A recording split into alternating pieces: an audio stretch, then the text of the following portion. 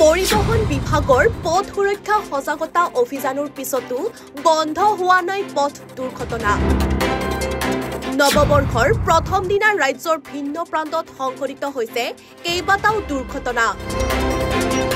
নিশা শুৱালকুছিত হকাবো পথ দুৰ্ঘটনা। নৱবৰ্ষৰ পহিলা দিনটোতে শুৱালকুছিত ভয়ংকৰ পথ দুৰ্ঘটনা।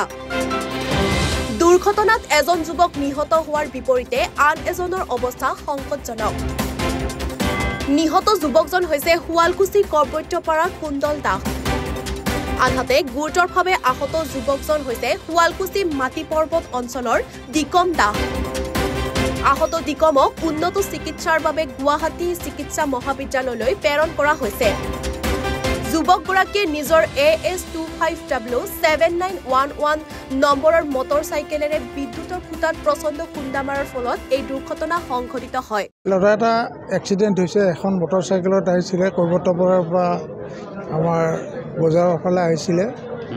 আহোঁতে ৰাস্তাত এটা ইলেক্ট্ৰিক পোষ্টত খুন্দা মাৰি কুণ্ডল দাস নামৰ ল'ৰাজন, বাপেকৰ নাম প্ৰদীপ দাস, ডেড হৈছে আৰু পিছত বহি থকাজনো ইনজুৰ্ড হৈছে। তেওঁক ভাৰ্গৱ মেডিকেললৈ ৰেফাৰ কৰিছোঁ। তাৰ আগে আগে আমি CT স্কেন কৰিব দিছোঁ আৰু তেওঁক এতিয়া ভাৰ্গৱ মেডিকেলত পঠাই দিম। এজন স্পট ডেড। তেওঁৰ নামটো কি আছে? নামটো হৈছে কুণ্ডল দাস, বাপেকৰ নাম প্ৰদীপ দাস, ঘৰটো হৈছে কৰ্বত্যপাৰা।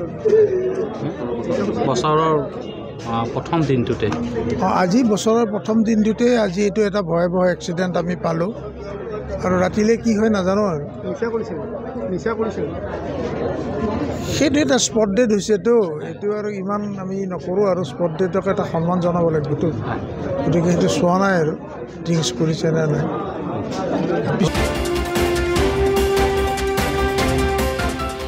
হাজোৰ পৰা মৃদুল মজুমদাৰৰ প্ৰতিবেদন, এনি ভাৰত 24।